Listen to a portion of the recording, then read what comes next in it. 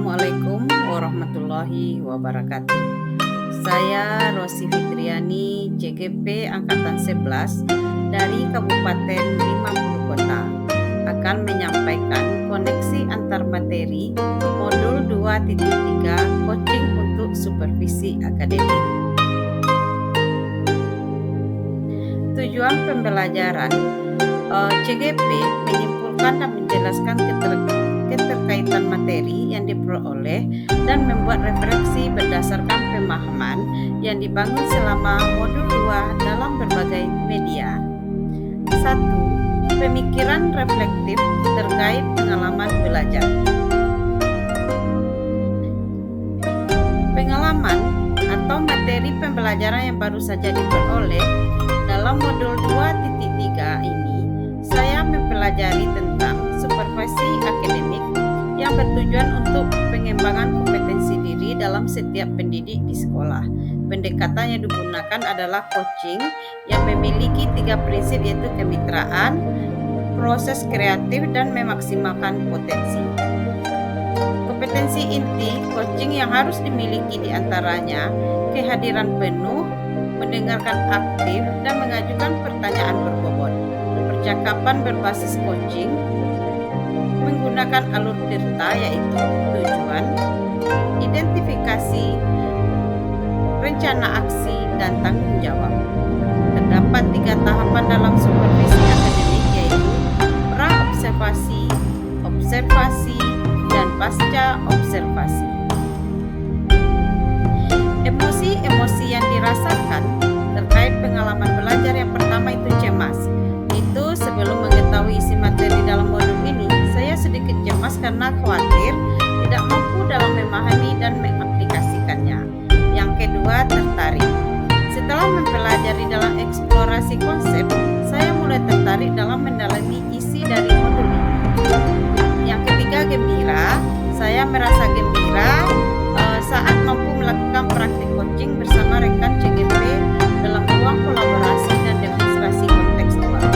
Yang keempat, optimis. Saya optimis untuk mampu mengaplikasikannya di sekolah tempat saya mengajar. Apa yang sudah baik berkaitan keterlibatan diri dalam proses pembelajaran.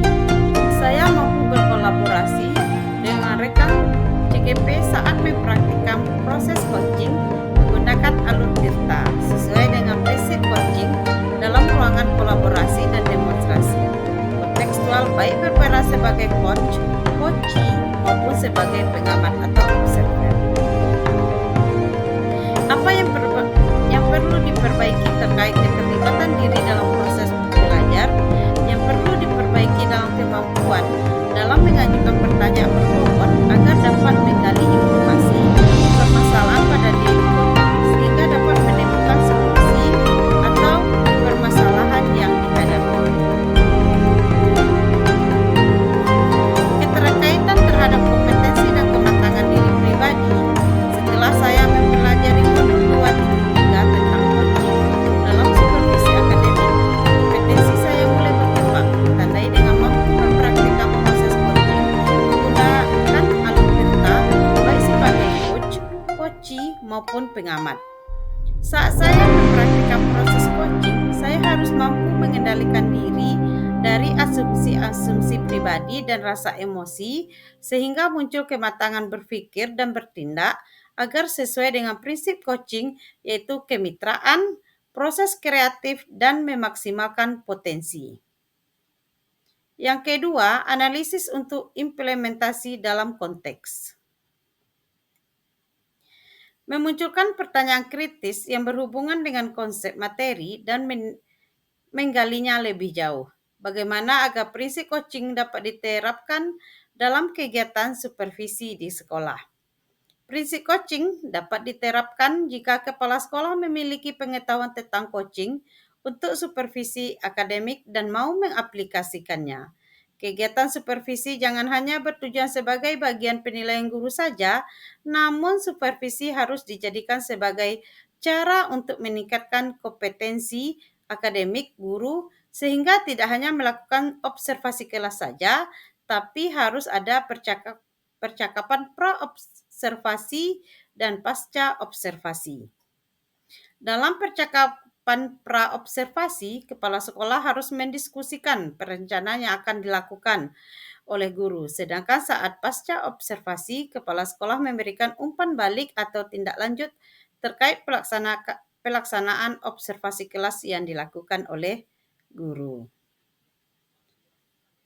Kemudian, mengolah materi yang dipelajari dengan pemikiran pribadi sehingga tergali wawasan atau insight baru. Coaching untuk supervisi akademik dapat berpengaruh dalam terwujudnya pemimpin pembelajaran yang berpihak pada murid. Pembelajaran yang berpihak pada murid adalah hal yang sangat penting untuk diterapkan dalam lingkungan sekolah. Menganalisis tantangannya sesuai dengan konteks asal CGP baik tingkat sekolah maupun daerah. Tantangan terberat adalah menyeragaman pemahaman tentang coaching untuk supervisi akademik kepada komunitas sekolah. Kemudian supervisi akademik hanya dijadikan sebagai penilaian rutin kepala sekolah kepada guru saja. Seharusnya dijadikan sebagai penopang untuk meningkatkan kompetensi guru. Yang ketiga, memunculkan alternatif solusi terhadap tantangan yang diidentifikasi. Alternatif solusinya adalah melakukan sosialisasi kepada seluruh komunitas sekolah saat kegiatan rapat guru agar terjadi penyeragaman persepsi tentang makna supervisi akademik. Solusi selanjutnya adalah dengan memberikan contoh praktik coaching untuk supervisi akademik melalui berbagai media informasi digital yang dapat diakses oleh seluruh komunitas sekolah. 3. Membuat keterhubungan. Pengalaman masa lalu, saya pernah disupervisi oleh kepala sekolah dan pengawas sekolah, namun kegiatan supervisi tersebut hanyalah sebatas menjalankan kewajiban saja tanpa mengetahui makna supervisi yang sebenarnya. Kegiatan supervisi akademik ini hanya dilakukan saat kepala sekolah atau pengawas melakukan observasi kelas saja, tanpa adanya kegiatan pra-observasi dan pasca observasi, sehingga hanya sebatas pemberian nilai guru saja. Penerapan di masa mendatang. Kegiatan supervisi ini harus dijadikan salah satu bagian dalam peningkatan kompetensi guru dalam bidang akademik. Dengan menggunakan prinsip coaching yaitu kemitraan, proses kreatif, dan memaksimalkan potensi. Konsep atau praktik baik yang dilakukan dari modul lain yang telah dipelajari. Modul 2.1. Dalam pembelajaran berdiferensiasi, murid dikelompokkan berdasarkan kebutuhan belajar agar dapat memaksimalkan potensi yang dimiliki. Begitu pula dengan praktik coachingnya yang harus memaksimalkan potensi coachee agar dapat menemukan sendiri solusi atas permasalahan yang dihadapi. Modul 2.2. Dalam pembelajaran sosial emosional terdapat teknik STOP dan mindfulness yang dilakukan untuk dapat membuat suasana menjadi lebih kondusif. Saat melakukan coaching pun, seorang coach harus menerapkan teknik tersebut agar dapat fokus dan terwujud kehadiran penuh saat melakukan proses coaching. Informasi yang dapat dari orang atau sumber lain di luar bahan ajar pendidikan guru penggerak adalah kesadaran kepala sekolah dan kompetensi supervisi yang harus dijadikan semangat dan dukungan oleh para guru. Coaching yang diberikan kepala sekolah akan memberikan pengaruh pada proses pembelajaran. Suasana kebersamaan sekolah yang mendukung bisa dijadikan sebagai sarana untuk membangun kinerja lebih maksimal dan kegiatan supervisi akan berjalan dengan nyaman. Terima kasih atas perhatiannya. Hanya itu yang dapat kami sampaikan.